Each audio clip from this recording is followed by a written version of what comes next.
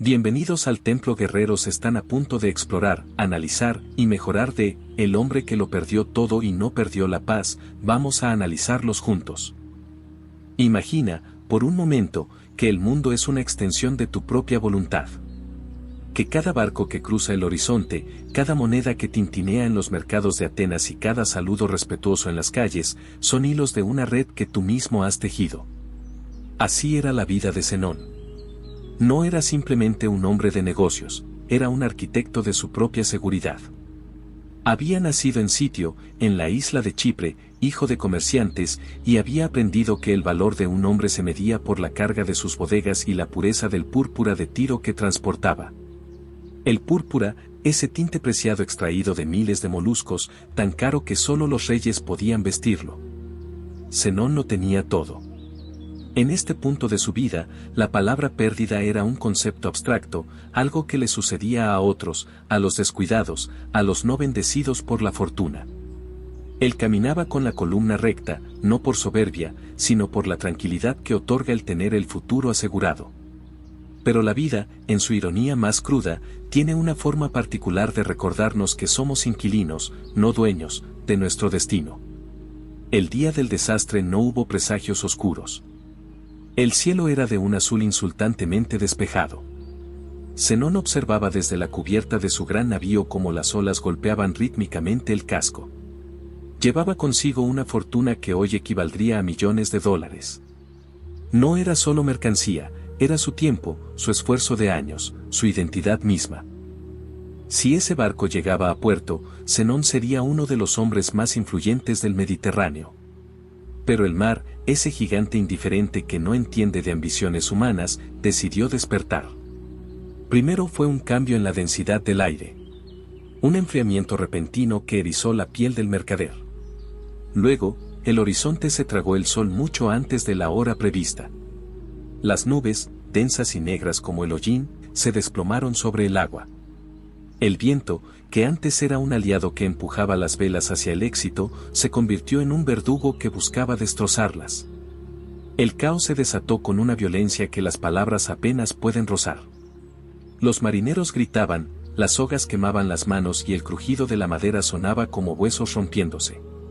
Zenón, el hombre que creía tener el control, se encontró de rodillas, aferrado a un mástil que vibraba bajo el impacto de olas gigantescas. En ese instante, vio como su preciado cargamento de púrpura, el trabajo de su vida, era arrojado por la borda para aligerar peso. Vio como el mar se teñía de un rojo violáceo, una imagen dantesca de su riqueza desangrándose en el abismo. «Sálvenlo», intentó gritar, pero el rugido de la tormenta se tragó su voz. Fue entonces cuando lo comprendió. La fragilidad no es algo que nos acecha en el futuro, es nuestra condición presente. En un segundo, el barco golpeó un arrecife oculto. El impacto fue tan seco que el tiempo pareció detenerse. El agua fría, oscura y pesada inundó sus pulmones, y la oscuridad lo reclamó. Cuando Zenón abrió los ojos, no había oro, ni barcos, ni tripulación. Solo el sonido monótono de la marea lamiendo la arena de la costa del Pireo, cerca de Atenas. Estaba vivo, pero era un fantasma de sí mismo. Sus ropas finas eran jirones empapados, su piel estaba lacerada por la sal y las rocas. Se puso de pie con dificultad, mirando hacia el mar que ahora volvía a estar en calma, como si nada hubiera pasado. Allí, bajo esas aguas tranquilas, yacía todo lo que él creía que lo hacía ser alguien. Se miró las manos. Estaban vacías. Por primera vez en 40 años, Zenón de Sitio no tenía nada que ofrecer al mundo excepto su propia existencia desnuda. El silencio que seguido al naufragio fue más aterrador que la tormenta misma. ¿Quién es un hombre cuando se le quita el escenario donde actuaba su éxito? ¿Qué queda de nosotros cuando el saldo de nuestra cuenta es cero y el prestigio se ha hundido en el fondo del océano? Zenón caminó hacia la ciudad, un mendigo entre príncipes, sintiendo el peso de las miradas de lástima. El hombre que lo tenía todo acababa de entrar en la escuela más dura de la existencia, la del vacío absoluto. No lo sabía aún, pero ese naufragio no era el fin de su vida, sino el comienzo de su verdadera libertad. Sin embargo, en esa primera noche bajo el cielo de Atenas, el dolor de la pérdida era una llama que amenazaba con consumirlo. El Pireo, el bullicioso puerto de Atenas, no se detuvo a mirar las heridas de Zenón. El mundo tiene una inercia cruel, mientras tu universo personal se desintegra, el panadero sigue horneando, los mercaderes siguen regateando y el sol sigue marcando las horas con una indiferencia que hiela la sangre. Zenón caminaba por las calles empedradas sintiendo que su cuerpo era una cáscara vacía. El primer impacto del no tener nada no es el hambre física, sino el hambre de identidad. Durante años, Zenón no era simplemente un hombre, era Zenón, el gran mercader de púrpura. Ahora, al cruzarse con antiguos conocidos de rutas comerciales que no lo reconocían bajo sus harapos, experimentaba una muerte en vida. Se sentó en un rincón de la plaza, observando sus manos, aquellas que ayer firmaban contratos de flotas enteras y hoy no tenían ni una moneda para un trozo de pan seco. Aquí es donde la mente comienza su juego más peligroso, el de los hubiera. Si hubiera salido un día antes, si hubiera escuchado al capitán sobre las corrientes, si los dioses no fueran tan injustos. Cada uno de estos pensamientos era una gota de veneno. Zenón estaba experimentando lo que los estoicos llamarían más tarde el sufrimiento añadido. El naufragio fue un evento físico, pero su angustia actual era una construcción mental. El barco ya no existía, la riqueza se había disuelto en la sal, pero él seguía intentando sostener esos fantasmas con su memoria. Pasaron las primeras noches. El frío de la piedra contra su espalda le recordaba que la comodidad es una amante infiel. Empezó a observar a la gente de Atenas con ojos nuevos. Veía a los nobles preocupados por el tono de sus túnicas, a los políticos ansiosos por un voto, a los comerciantes sudando de angustia por un retraso de horas en sus entregas. Todos ellos están en su propio naufragio, pensó una tarde, con una lucidez nacida de la desesperación. La única diferencia es que el suyo todavía no ha ocurrido, o no se han dado cuenta de que sus barcos también están hechos de madera podrida. El hambre empezó a punzar, pero curiosamente, el miedo al hambre era peor que el hambre misma. Descubrió que el cuerpo humano es resistente, pero el ego es frágil como el cristal. Se encontró mendigando un poco de agua, y al hacerlo, una barrera interna se rompió. La vergüenza, ese grillete invisible que nos obliga a mantener las apariencias, empezó a disolverse. Si ya no tenía nada que perder, ¿por qué seguía temiendo el juicio de los demás? Fue en este estado de desnudez absoluta, tanto física como espiritual, donde el silencio del viento empezó a hablarle. Caminando por el barrio de los libreros, buscando quizás un refugio contra el sol, se detuvo frente a un puesto de pergaminos. No tenía dinero para comprar nada, pero el librero, viendo la chispa de inteligencia que aún brillaba en los ojos de aquel náufrago, le permitió hojear un escrito. Eran las memorias de Jenofonte, hablando sobre Sócrates. Zenón leyó una frase que lo dejó paralizado en medio de la calle: ¿quién es el hombre más rico? Aquel que se contenta con lo menos, pues la naturaleza es la verdadera riqueza. Aquellas palabras no eran solo tinta en un papiro, eran un salvavidas lanzado a un hombre que se ahogaba en tierra firme. Por primera vez en días, el nudo en su pecho no se apretó por la angustia, sino que vibró por la curiosidad. Si su felicidad dependía de barcos que podían hundirse, entonces nunca había sido realmente feliz, solo había estado en pausa hasta que llegara la tragedia. El protagonista miró hacia el puerto. Allí, a lo lejos, el mar seguía rugiendo. Pero dentro de él, algo empezaba a calmarse. El naufragio le había quitado sus posesiones, pero le había devuelto su atención. Había pasado décadas mirando hacia el horizonte, buscando ganancias, y ahora, por fin, estaba mirando hacia adentro. Sin embargo, el camino hacia la paz no es una línea recta. El pasado todavía tiraba de él con fuerza. Sus acreedores, sus deudas y el recuerdo de su vida de lujos eran sombras que no se rendirían fácilmente. Zenón se encontraba en el umbral, entre el hombre que fue y el hombre que necesitaba ser para sobrevivir a su propia mente. Crates, el filósofo cínico, no esperaba una respuesta educada. Se dio la vuelta y se alejó, dejando a Zenón con el libro en las manos y el corazón martilleando contra las costillas. Aquella pregunta, ¿lloras por la madera o por tu miedo a la libertad?, se quedó suspendida en el aire caliente de Atenas como un desafío. Pero la filosofía es un consuelo difícil de digerir cuando el estómago ruge y el orgullo sangra. Durante los días siguientes, Zenón intentó hacer lo que cualquier hombre sensato haría, reconstruir lo que el mar se había llevado. Recordó que en Atenas vivían antiguos socios, hombres que habían cenado en su mesa en sitio, hombres que le debían favores y que habían prosperado gracias a sus rutas comerciales. Solo necesito un préstamo, se decía a sí mismo, mientras intentaba arreglar su túnica deshilachada. Un pequeño capital para volver a empezar. Un barco pequeño. Una sola carga. Yo sé cómo funciona el mundo. Pero el mundo tiene una memoria corta para los caídos. Zenón visitó la villa de un antiguo aliado, un hombre llamado Filón a quien él había ayudado a salvar de la bancarrota años atrás. Al llegar a la puerta, los guardias lo miraron con desprecio. Cuando finalmente logró que Filón saliera, la decepción fue un golpe más frío que el agua del naufragio. Su amigo ni siquiera lo invitó a pasar. Le ofreció una moneda de cobre, la que se le da a un mendigo para que se aleje rápido, y le dijo con una sonrisa gélida: «El mar es un socio cruel, Zenón. Pero los negocios no conocen la nostalgia. Vuelve cuando tengas algo que ofrecer, no algo que pedir». Esa tarde, Zenón se sentó en las escalinatas de un templo, temblando de rabia. La ira es la respuesta del ego herido. Quería gritar, quería maldecir la ingratitud de Filón, quería que el cielo se partiera y castigara la injusticia de su situación. Fue en ese momento de furia impotente cuando comprendió la primera gran lección que más tarde enseñaría en su estoa: estaba sufriendo por algo que no estaba bajo su control. Había puesto su paz mental en manos de la voluntad de Filón. Había entregado su tranquilidad al juicio de los demás.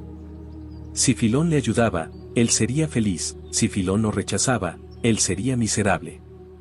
En esencia, Zenón se dio cuenta de que seguía siendo un esclavo, no del mar, sino de las decisiones ajenas.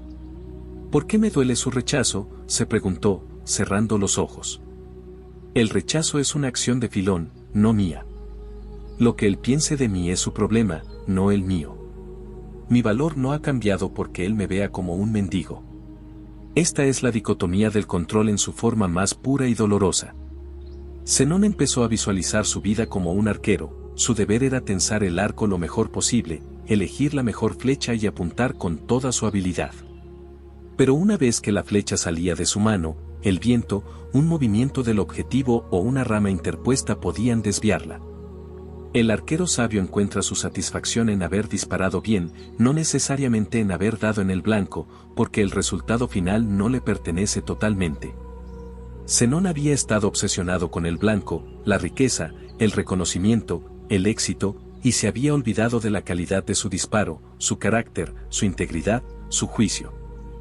Esa noche, no buscó refugio en los portales de los ricos. Se dirigió al mercado, donde los desechos de las verduras quedaban en el suelo. Recogió una higuera algo pasada y un trozo de pan duro. Al comerlos, descubrió algo asombroso: sabían bien. El hambre era el mejor de los condimentos, y la sencillez tenía un sabor que el lujo a menudo enmascara. La sombra de su pasado seguía allí, susurrándole que era un fracasado, que debía sentir vergüenza por dormir en el suelo. Pero Zenón empezó a responderle a esa sombra. Cada vez que el pensamiento del que dirán aparecía, él se recordaba: eso no depende de mí. Cada vez que el recuerdo del barco hundiéndose le causaba una punzada de dolor, se decía: eso ya pasó, lo que haga ahora es lo único que importa. Sin embargo, el destino tenía una prueba más preparada. Al caminar de regreso al puesto de librero al día siguiente, vio a un grupo de jóvenes burlándose de un hombre que caminaba con una vasija de lentejas. Era Cratz, el filósofo que lo había desafiado. Al ver a Zenón, Cratz se detuvo y, con un movimiento rápido, le entregó la vasija de barro llena de comida caliente. «Llévala tú», le ordenó Cratz.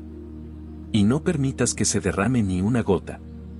Era una tarea sencilla, pero para un hombre que había sido un gran mercader, caminar por el centro de Atenas cargando una humilde olla de lentejas como un sirviente era la prueba de fuego de su vanidad. El peso de la vasija de barro en las manos de Zenón era insignificante, pero el peso de la vergüenza era asfixiante. mientras caminaba por el ágora de Atenas, el líquido espeso de las lentejas bailaba al borde del recipiente. Cada risa que escuchaba a sus espaldas, cada mirada de soslayo de los mercaderes bien vestidos, se sentía como un latigazo. «Mírate», le susurraba una voz interna, la voz del viejo Zenón de Sitio. «Eras el dueño de las rutas del mar, y ahora eres el bufón de un filósofo harapiento, cargando comida de pobres ante los ojos de todos». Cratz, que caminaba unos pasos por delante, se detuvo de repente.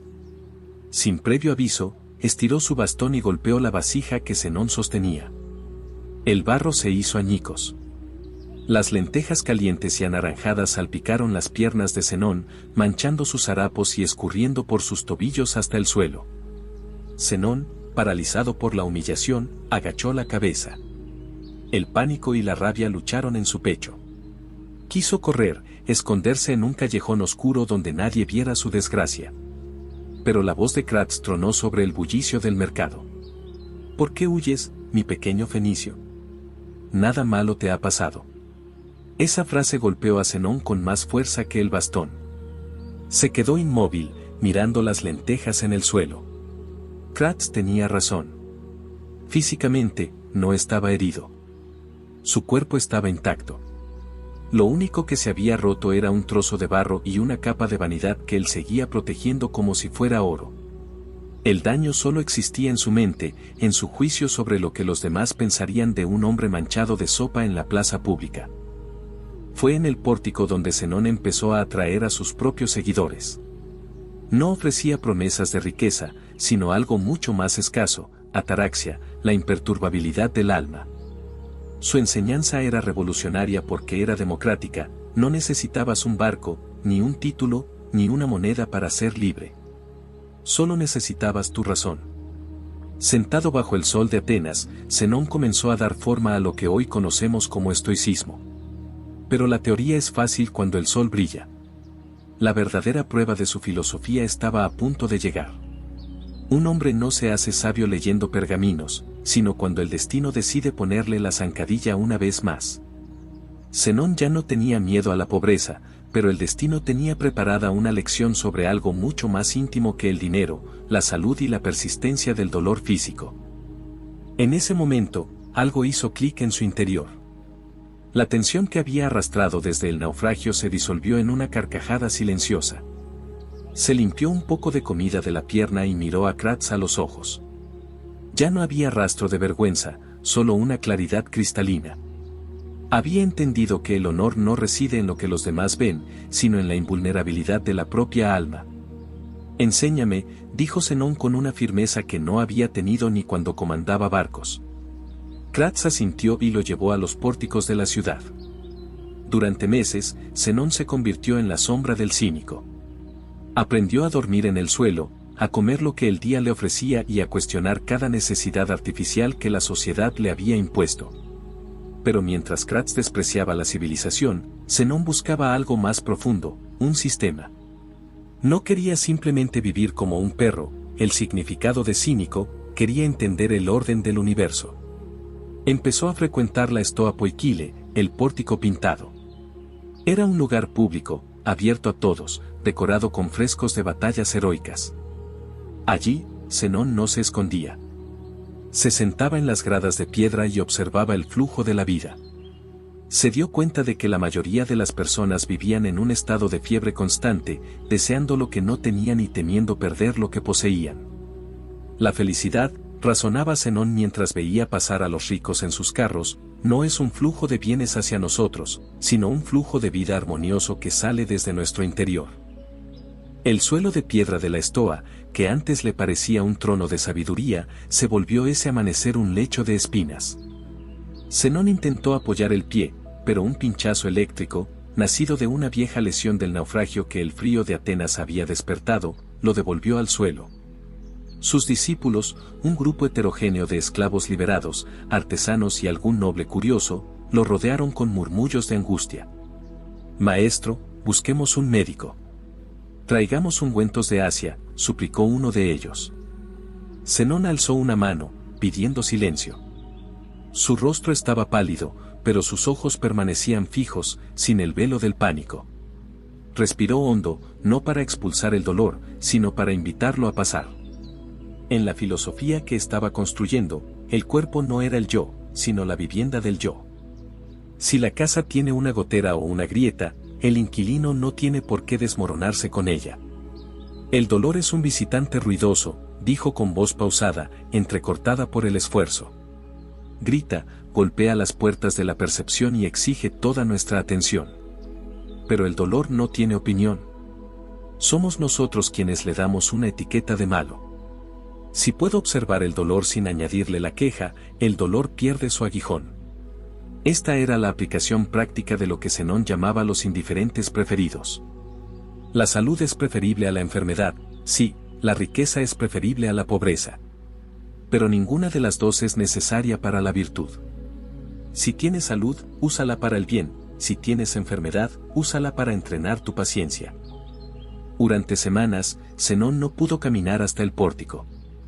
Su academia se trasladó a un pequeño rincón sombreado donde yacía sobre una estera de paja.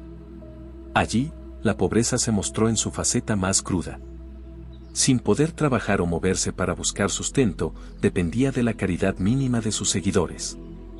A veces, solo había agua y un puñado de aceitunas amargas para todo el día. Un antiguo conocido de sitio, que pasaba por Atenas en una misión diplomática, supo de su estado y fue a visitarlo. Al ver al hombre que una vez vistió de púrpura real viviendo en una choza, rodeado de polvo y moscas, el diplomático rompió a llorar. «Zenón, ¿cómo has caído tan bajo?», exclamó. «Deja esta locura.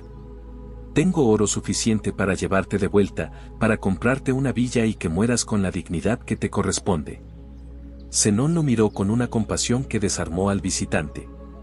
«Amigo mío, tú ves cadenas donde yo veo alas. Tú lloras porque mi túnica es vieja y mi pierna no responde. Pero dime, ¿duermes tú tranquilo por las noches? ¿O te despiertas sudando pensando en si el rey cambiará de opinión sobre tu cargo? ¿Te preocupa que tus barcos lleguen a puerto o que tus enemigos hablen mal de ti en el Senado?». El diplomático bajó la mirada, incapaz de mentir. Su riqueza venía acompañada de una paranoia constante, un hambre que ningún banquete podía saciar. «Yo no tengo nada que perder», continuó Zenón. «Y por lo tanto, soy el hombre más poderoso de Atenas. Mi pierna duele, es cierto, pero mi mente no cojea. Mi estómago está vacío, pero mi propósito está lleno. Lo que tú llamas caer bajo, yo lo llamo tocar suelo firme. Ya no puedo caer más, porque he renunciado a las alturas falsas del ego». La prueba de la pobreza no era solo sobre la falta de dinero, sino sobre la abundancia de tiempo para la introspección. Zenón empezó a escribir sus pensamientos sobre la República, una visión de una sociedad basada no en leyes coercitivas, sino en la razón compartida. Descubrió que cuando el ruido del consumo y la ambición se apagan, la voz de la naturaleza se vuelve atronadora. Sin embargo, el destino no se contenta con lecciones de resistencia. Una vez que un hombre demuestra que puede soportar el dolor y la escasez, el universo le lanza el anzuelo más peligroso de todos, la posibilidad de recuperar lo perdido. Zenón ya no tenía miedo a la pobreza, pero el destino tenía preparada una lección sobre algo mucho más íntimo que el dinero, la salud y la persistencia del dolor físico. La carta del rey Antígono reposaba sobre la estera de paja como un objeto caído de otro mundo. El sello de cera roja brillaba bajo la luz mortecina de la choza, representando todo lo que Zenón había sido y todo lo que el mundo moderno considera éxito. Sus discípulos guardaban un silencio reverente, casi miedoso. Para ellos, que veían en Zenón a un guía, la oferta del rey era una validación, el mundo finalmente reconocía la grandeza de su maestro. «Maestro», susurró uno de los más jóvenes, con los ojos encendidos de emoción, «es el destino. El mar te quitó tu fortuna y ahora el rey te la devuelve multiplicada. Es la justicia de los dioses». Zenón observó el pergamino sin tocarlo. En su mente, se desplegó una visión de su antigua vida en sitio, los banquetes, la seda rozando su piel, el poder de decidir el destino de cientos de trabajadores. Podría volver a ser el hombre que caminaba con la frente alta, no por su carácter, sino por su bolsillo. Podría curar su pierna con los mejores médicos del imperio y morir en una cama de marfil. Pero entonces, Zenón hizo algo que nadie esperaba, empezó a reír. No era una risa de burla, sino una risa de liberación, la de alguien que ve a través de un truco de magia que antes lo engañaba. ¿Justicia?, preguntó Zenón, mirando al joven. La naturaleza no sabe de justicia material. El mar no me robó, porque el mar no puede poseer nada, simplemente tomó lo que siempre fue suyo. Y el rey no puede devolverme nada, porque lo que yo he ganado en estos años de pobreza, él no tiene el poder de fabricarlo en sus tesorerías. Zenón comprendió que esta era la tentación del espejismo del retorno. Muchas personas, tras un periodo de crisis, pasan el resto de sus vidas intentando desesperadamente volver al punto exacto antes de la caída. Viven en el pasado, viendo su situación actual como un mientras tanto o un error que debe ser corregido. Pero para un estoico, el presente es la única realidad. Volver a sitio como el consejero del rey no sería una progresión, sino un retroceso hacia la esclavitud de las expectativas. Si acepto por el oro, razonó Zenón para sus adentros, el oro será mi dueño.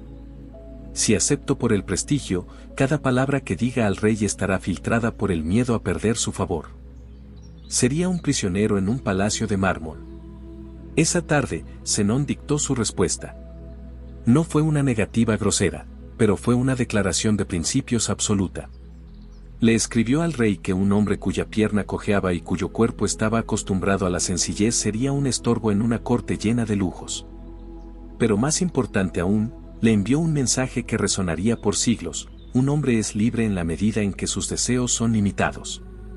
En lugar de ir él mismo, envió a 2 de sus mejores alumnos, Percio y Filónides, para que enseñaran al rey. Zenón eligió quedarse en el pórtico, en la pobreza, en la austeridad. Al rechazar la oferta, ocurrió algo milagroso en su interior. La última cadena que lo ataba a su antigua identidad de mercader se rompió. Al decir no a una fortuna, Zenón demostró que su paz no era el resultado de no tener opciones, sino una elección consciente. Su autoridad moral en Atenas se disparó. La gente ya no solo escuchaba sus palabras, observaban su vida. El hombre que lo perdió todo y no perdió la paz, ahora era el hombre que, pudiendo tenerlo todo, eligió la paz. Sin embargo, el destino, en su papel de maestro implacable, guarda su lección más dura para el final. La filosofía no es para los días de sol, ni siquiera para los días de pobreza elegida. La verdadera prueba del estoico es el incendio, aquel evento que amenaza no solo lo material, sino lo emocional, aquello que no puedes rechazar con una carta, sino que debes abrazar mientras ocurre. Atenas comenzó a agitarse. Rumores de guerra, pestilencia y disturbios civiles empezaron a filtrarse en la paz de la Estoa. Zenón, ya anciano y respetado, estaba a punto de enfrentarse a la prueba definitiva de su propia doctrina, el amor fati. El aire de Atenas se volvió espeso y amargo. Lo que comenzó como un pequeño fuego en un taller de curtidores, alimentado por un viento caprichoso, se transformó en una bestia de lenguas doradas que devoraba el barrio de los trabajadores. El pánico, esa emoción que Zenón siempre describió como una contracción irracional del alma, se propagó más rápido que las llamas.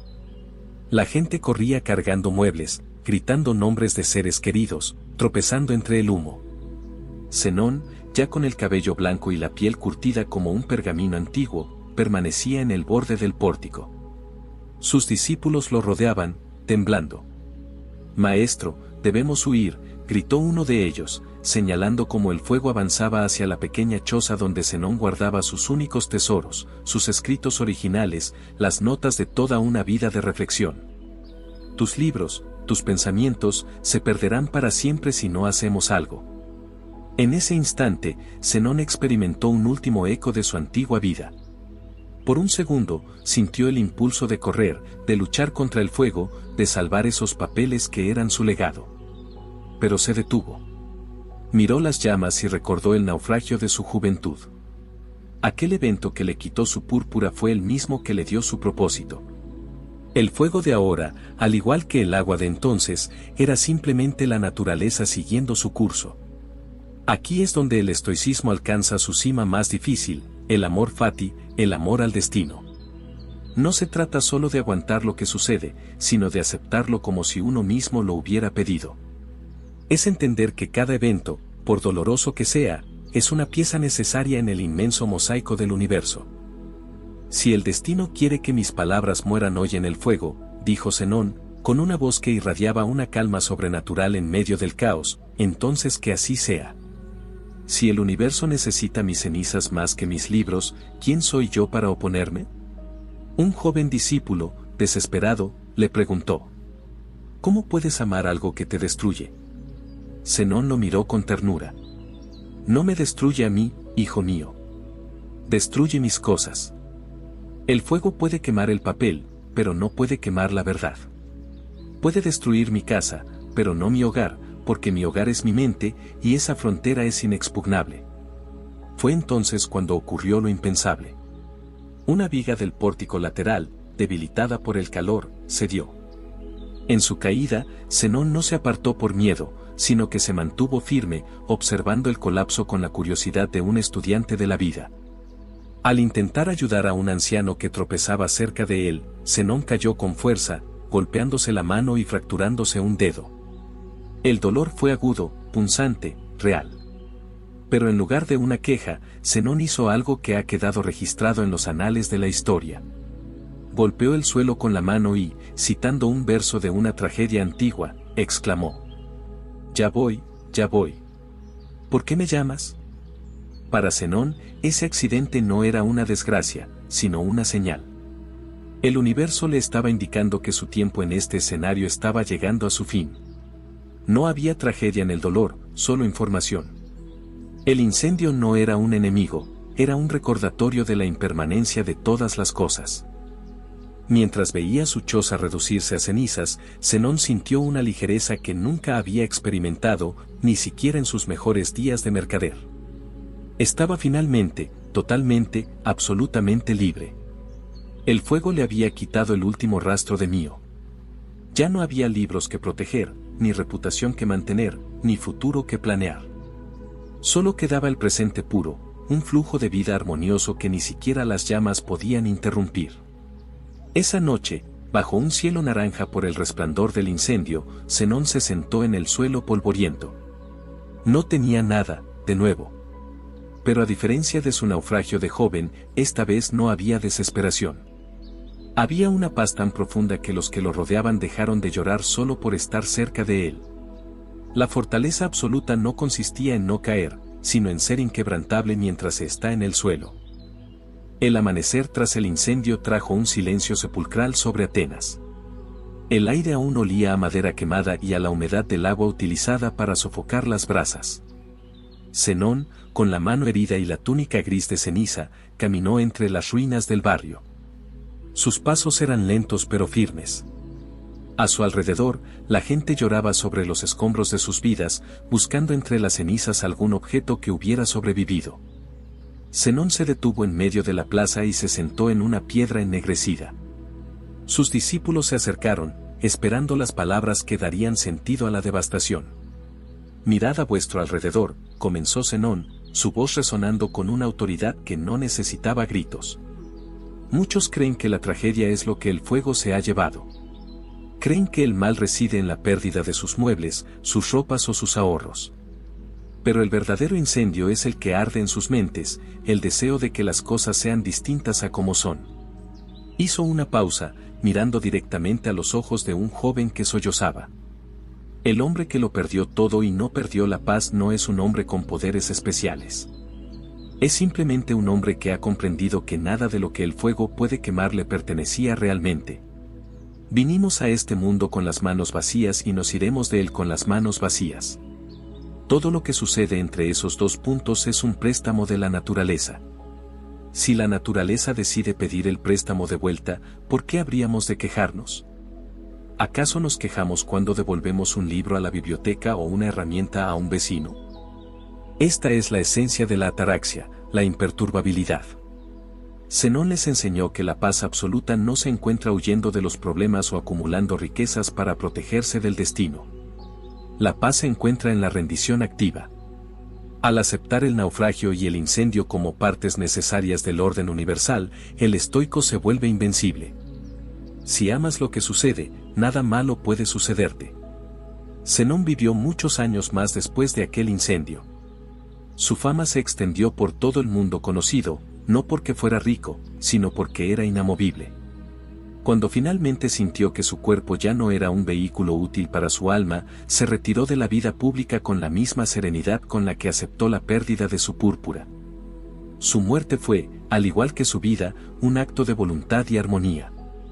Hoy, más de 2000 años después, el mensaje de Zenón de Sitio sigue siendo un faro en nuestras tormentas modernas.